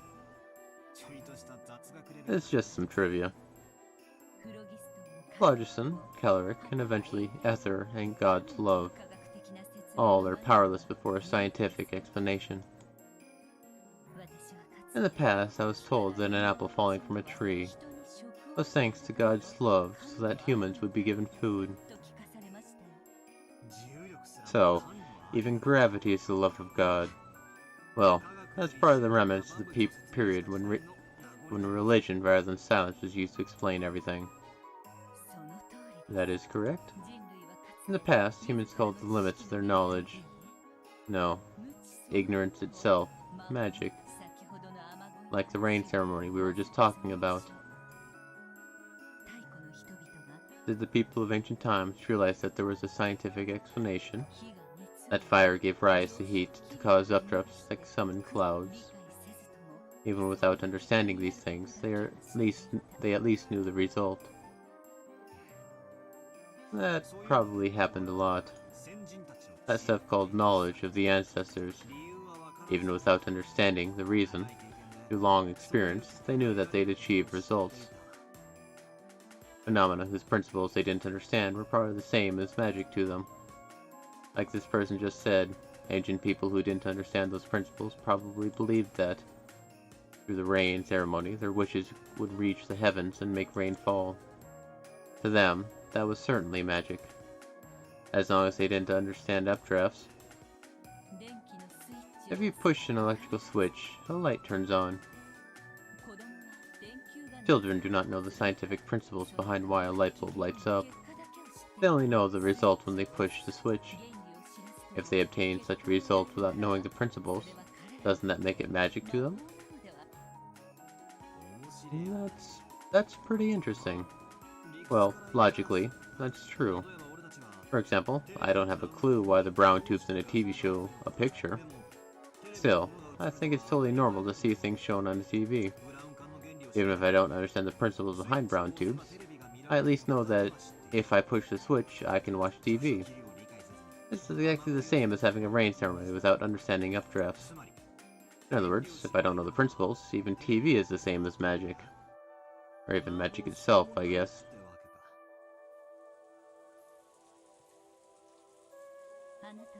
Do you know the structure of brown tubes? Have you ever taken one apart and looked inside? Nope. I think I read about it in a book or something once, but it was complicated and I didn't have a clue. I think that when electrons hit a fluorescent material, it creates luminescence, or something like that. Pretty close. That book lied. Actually, there are small people called gremlins shut up inside the brown tubes, and they do their work with magic. Huh? Don't be stupid, there's no way that's true. How can you deny it if you have never looked inside a brown tube? I've never looked inside, but I can say for sure that small people like that definitely don't exist. If there are no brown tubes here, that is impossible to prove. Yeah, it's impossible to prove right now. But later I can take apart a TV somewhere and show you, and instantly win the argument. So, put another way, my magical theory that gremlins are shut up inside the brown tubes and display the picture with magic is impossible to disprove until we can verify the contents of a brown tube, correct? What the hell?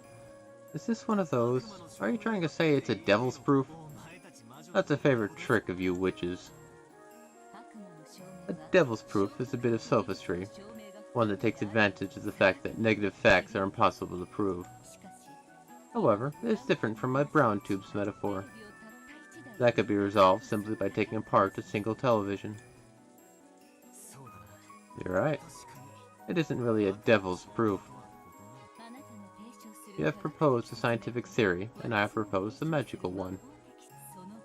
One of those is the truth, and which one it is can be ascertained the moment you look inside a brown tube. However, until the instant that happens, we cannot deny each other's theories. So, even though only one truth exists, until you look into the brown tube, you can have two conflicting truths existing at the same time. You have a realm in which two truths can exist simultaneously, even though there must be only one truth in existence. Is the cat in the box alive or dead? I was just gonna say, this is Schrodinger's cat. If you open the box, you will learn the answer. You will learn the truth. However, until you open the box, you can claim that the cat is alive, and you can also claim that it is dead. And both claims are the correct truth according to the people making them. And even though the two soldiers are in conflict, neither can win the argument as long as the box remains unopened. In other words, two truths can exist at the same time. Even though there can only be one cat in the box, it is packed with a living cat and a dead cat, forming a strange, separate world.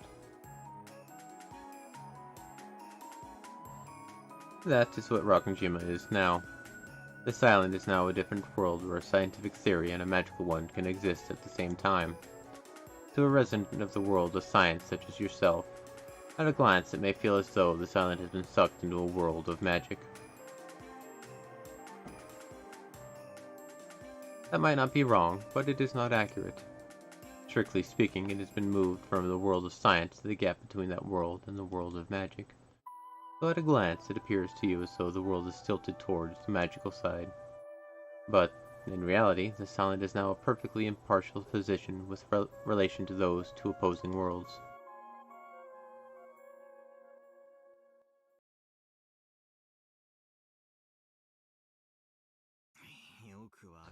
I don't really get it. The gap between reality and magic? A perfectly impartial world? How's that? Hasn't pretty much everything that's happened been totally not to my favor? And perhaps you could think of it this way. This is a trial. Think of it as a court where you and Beatrice are laying out opposing claims. Call it the brown tube trial. Your opponent claims that there are tiny people inside the brown tubes, explaining one thing after another, talking about the lives of these tiny people, what they look like, what type of magical power they have. And what do you do? Well, I study in a library and argue back by explaining how brown tubes are constructed.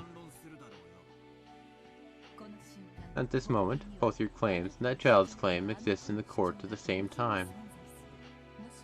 If you find your opponent's claim convincing, it might sound like truth to you.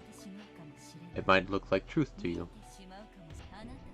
That is exactly what you saw.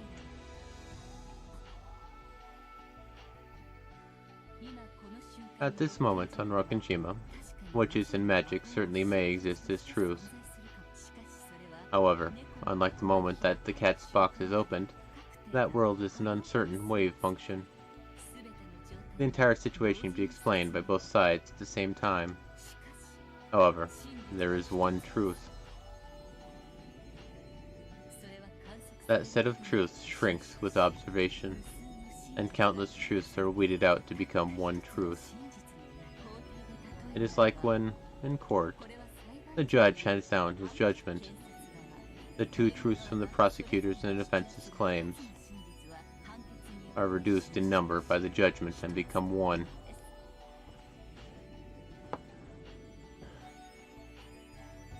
To say it in your words, this island right now is the world right before looking into a brown tube, right? Therefore, the science theory and the magic theory cannot be denied. And since they cannot be denied, both can exist as truth. Therefore, both witches and magic can exist. However, at the same time, your opinion of denial also exists as truth. It is a world where two conflicting things can exist at once. And it is a world where conflicting truths cannot disprove each other. Have you managed to understand? In other words, Japanese like saying that a lot. No matter how much awesome magic Beato shows me, it's only a claim of a magical theory, and it doesn't disprove my position. So, no matter what kind of magic Beato shows me in this world, it cannot become proof that magic exists. That's right. That child might even try to explain an apple falling from a tree with magic. Perhaps by shaking her staff and magically plucking the apple, then claiming to be the thing that made it drop down to the earth. However, that would be nothing more than another claim. None of your opponent's claims can prevent you from making yours. In that sense, this world is quite impartial to both sides. I get it. Still, by that argument, if I showed a sound argument with my science theory, and it collides head-on with her magic theory, I also can't win against her. On top of that, the final judgment won't come until we peek into the brown tube.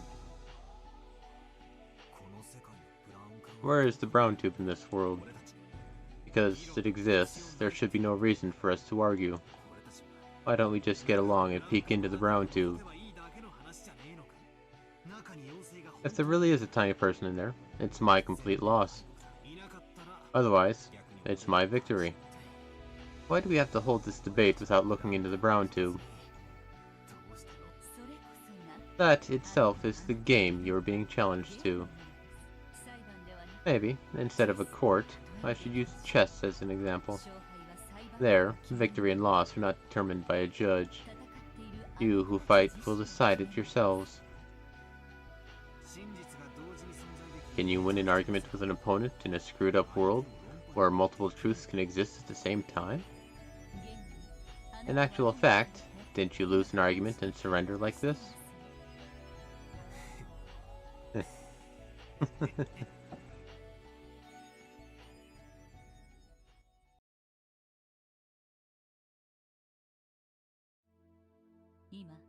That is all the advice I can give you now. If you wish, I can occasionally offer you counsel. Sure.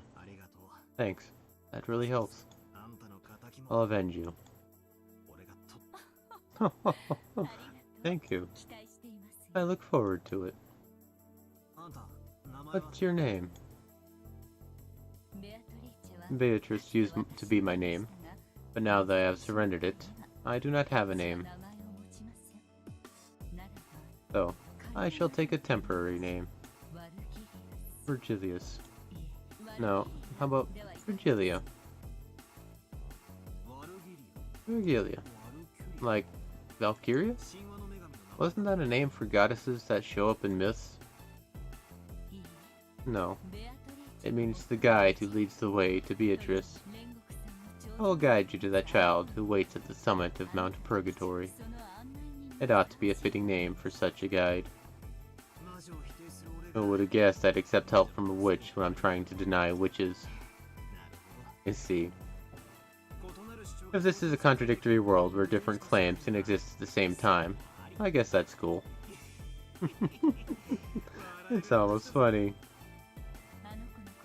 I'm borrowing the child's words, but you truly are like a phoenix. Your will to fight has already been revived.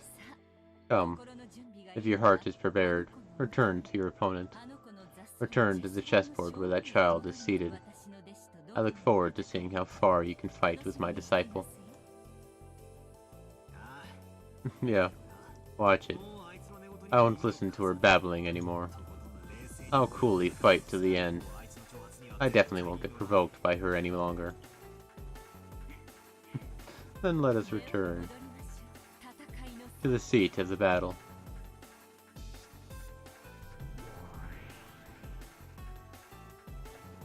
Oh, Battler! Where did you run off to? But I thought losers never came back for more. Sorry to keep you waiting. I've cooled my head a little. And? What did you think of a response to that pleasant, thrilling, refreshing, highly acclaimed, wonderful fantasy battle between teacher and me? Is that impossible to explain without fantasy?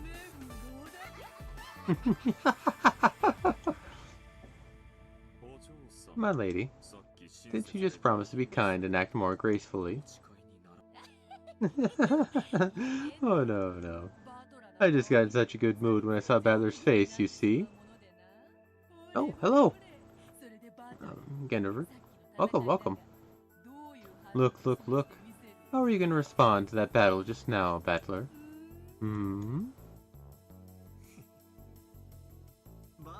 Battle? What battle?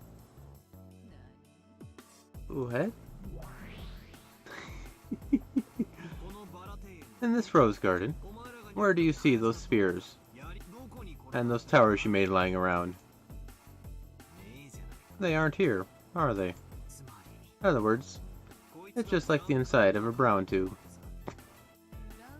The inside of a brown tube? What in the world are you talking about now? This is a logical, scientific argument. At this very moment, there's nothing at all in the rose garden. Towers may have been sprouting with magic until a short while ago, However, that's only the case until we see what's inside the brown tube. That magical battle is nothing more than your interpretation, your claim. The fact that there's absolutely nothing to see here now proves it. This is how I argue back about that witch's battle just now. Right now, there isn't anything here, which proves that nothing happened.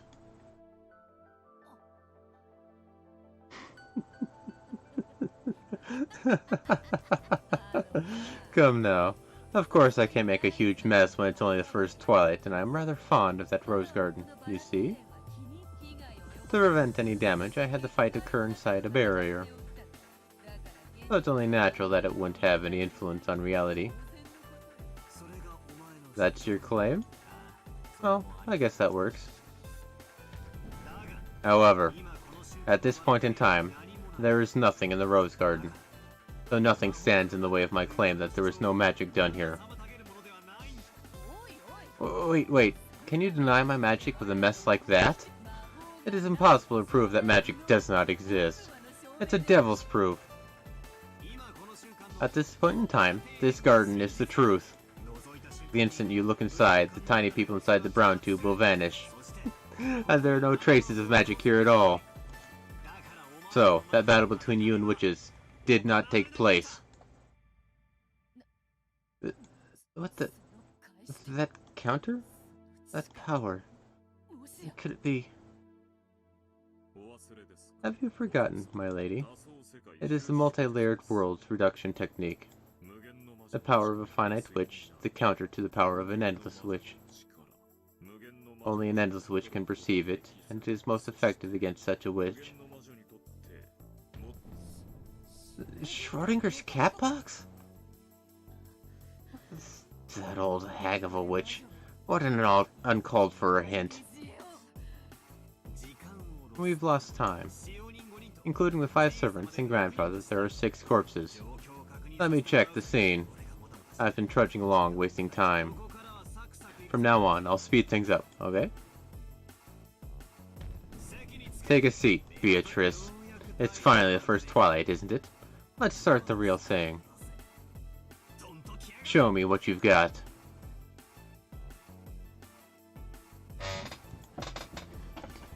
Alright.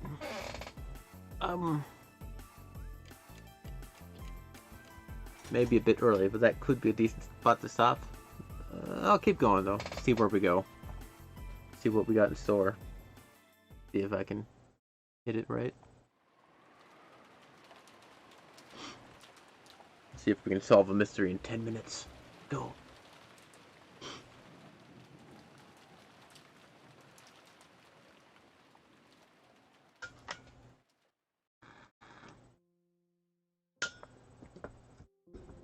Forget what the adults expected. At least for us kids, these were supposed to be a fun couple of days where the cousins deepened their friendship. However, when we woke up, there was an unbelievably cruel reality waiting for us. George, Aniki, and Jessica were crying over Shen and Chan and Ken and Kun's deaths. Right now, everyone who was alive had gathered in the lobby on the first floor of the guest house. And there were 12 people there. Unbelievable, right? There were 18 until yesterday. And in one night, a third of that number had lost their lives. I eventually sobered up from my agitation and, along with my lack of sleep from being woken up so early in the morning, I was beginning to feel a faint sense of unreality. I want to think this is some kind of bad dream. My cheap escapism keeps telling me that over and over. Maria had gone back to sleep on the sofa Rosa was sitting in. Rather than her having nerves of steel, she probably genuinely hadn't had enough sleep. The adults were holding items from what was apparently grandfather's collection. Short barrel Winchester rifles. Apparently relics from a time he'd been obsessed with Winchesters. There were 4 guns altogether. Those had been split up among the 4 siblings, Uncle Kraus, Aunt Eva, my dad, and Aunt Rosa. Paper boxes filled with bullets lay on the table, and the siblings were silently loading them. It's a little scary. Even now, touching one of these, I get the feeling Dad'll yell, "Don't touch that!" and hit me. Well, isn't that great? No matter how much you touch them, you won't be hit again. I can't believe it. To think that father would meet this kind of end. Well, I never did expect Kinzo-san to die normally in his bed. But even so, it is too horrible. Hey, I wonder if that really was father. I think it might be a different person's corpse, used as a substitute to trick us. No, it was father, without a doubt. You saw his toes, right? Generally speaking, there aren't many humans with 6 toes on both feet. But that doesn't mean that such people don't exist. I've heard that polydactyly isn't that rare of a disease. He was a man who liked large-scale tricks, right? He might have obtained a course from somewhere that had the same number of toes on both feet. Ridiculous. Why would he do something like that? I'd agree if it was a normal person, but this is father we're talking about. You can't be sure Kiri-san's talking nonsense. After all, burning a corpse makes it hard to identify. Still, there should be a few ways to examine him from his teeth and bone structure. If the police investigated, of course they'd be able to know whose body it was right away. The problem is that we need a telephone engineer more than the police right now. The boats probably won't come in this typhoon. So, will they arrive tomorrow? Most likely. The boat will come again at 9 tomorrow. Then, I believe we'll be able to contact the police. It's the same for us, and the culprit. Until the typhoon passes, this island will be closed off.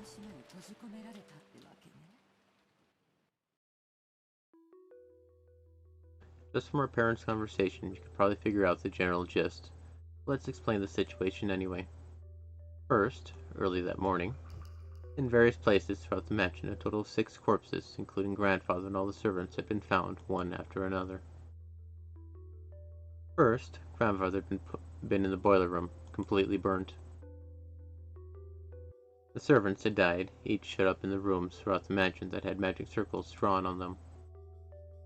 The cause of death for the servants was uncertain, but according to Dr. Nanjo's diagnosis, there was a high likelihood that they had been stabbed by something like a spear, or possibly shot with a gun. That was why the adults had started arming themselves with Winchesters. And what made the situation even more chaotic was the fact that the telephones had become unusable. It was unknown if lightning had caused them to break down, or if the culprit had broken them. At any rate, since contact with the outside had been cut off, we couldn't reach the police. So until the typhoon passes and a boat comes tomorrow morning, we'll have to protect ourselves. After all, Rokkenjima is now isolated by the typhoon, and just as we're stuck on the island, so is the culprit. It seemed that the adults had stayed up all night, holding the family conference in the mansion's dining hall the whole time, and yet the crime had occurred in the mansion. So, right when the adults had been in an uproar over money, the murderer had been killing under the same roof. They say Aunt Natsuhi's been strict about locking the doors and windows at the night, and yet some suspicious person had entered and left the mansion. The adults had decided that the inside of the mansion was too large to be safe, so they had pulled out the guns and moved to the guest house where we had been. Which brings us to the present. George Enigi had begged to see Shannon-chan's corpse, but the adults had refused, saying that he mustn't do so until the police arrived. That wasn't just because they wanted to seal all the rooms to preserve the scene. After all, the culprit who had killed the 6 people was wandering about the mansion. To the Ishimiya family right now, the mansion that should have been their home was now a danger zone that an unknown murderer could enter and leave at will. After all, it's a huge mansion. There are plenty of blind spots and dark places, and it's too vast to guarantee absolute safety for this number of people. Relatively speaking, the guest house was much smaller. It had 2 above-ground stories, something like 10 or so rooms. Apparently, it had originally been constructed to serve as a small hotel, as part of the plan to turn this island into a resort. So, it was easier to know what was going on everywhere inside it, and it would be easier to keep safe. It made for a good place to hole up in. Also, It was extremely likely that this mass murder of 6 people was a game. After all, the culprit had proclaimed so in a letter. I heard that a Western-style envelope with the family crest, just like the one Maria claimed to have received from Beatrice yesterday, had been found in the boiler room where grandfather's corpse had been discovered. This was what the letter said. So that there will be no misunderstandings, the game I seek is for everyone to try and solve the riddle of the epitaph, not for you to try and catch me. If you don't solve the riddle, the pitiful sacrifices will further increase in number. It would be wiser to spend your time solving the epitaphs instead of searching for me. If no one can solve the riddle, no one will survive. If a person appears who can miraculously solve it, I will give them all the gold of the Golden Land, the Ushuria family headship, and all of my power. I was the one who succeeded the Ushuria family headship after Kinzo-sama. I look forward to seeing who will succeed to that headship after me. The Golden Witch, Beatrice. This riddle of the epitaph was that thing. That strange epitaph written by the portrait of the witch on display in the hall of the mansion. Grandfather was the one who had it written, and the person who solved it would supposedly be given the inheritance of the golden, or the hidden gold, or something like that. Ever since it was first put on display there several years ago, the relatives had secretly tried to solve that riddle, despite saying on the surface that the whole idea was silly. However, up until today, no one had solved it. We were once again being urged to solve that unintelligible riddle, and this time we were faced with the threat that we'd all be killed if we didn't solve it. If that wasn't a game, what else could it be? The bold opinion that we should search the premises for the culprit did come up once. However, there was a good chance they were armed, and there might not be just one of them. And, while they might be able to kill more than 6 people, they had stopped at 6. The opinion that won out in the end was that we should avoid needlessly antagonizing the culprit, and hold up in a safe place while we waited for the police to arrive.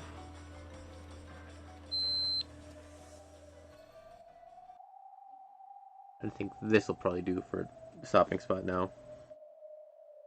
And so the game continues. And yeah. I find it kind of interesting. The easiest way to explain that grand magical battle is, what battle? I don't see a battle. It didn't happen. If you deny witches and magic, then you deny that that actually took place, because nothing happened. But yeah, it's interesting. And this game is an interesting one. All the adults were in the room talking about the inheritance, and all the kids were in the guest house, which leaves all the servants dead and Kinzo dead. That leaves very few options, very little options for what could actually have happened if you want to do it without magic. But I still got a theory. I'm still going to work on it. I'm going to try and do something. I got to write down one of the things to try and sort it out. We're going to see if it works out. My first guess was completely off. I got Kinzo right as the only right possible answer. This means I'm not... don't take me to a casino. I won't win you much money.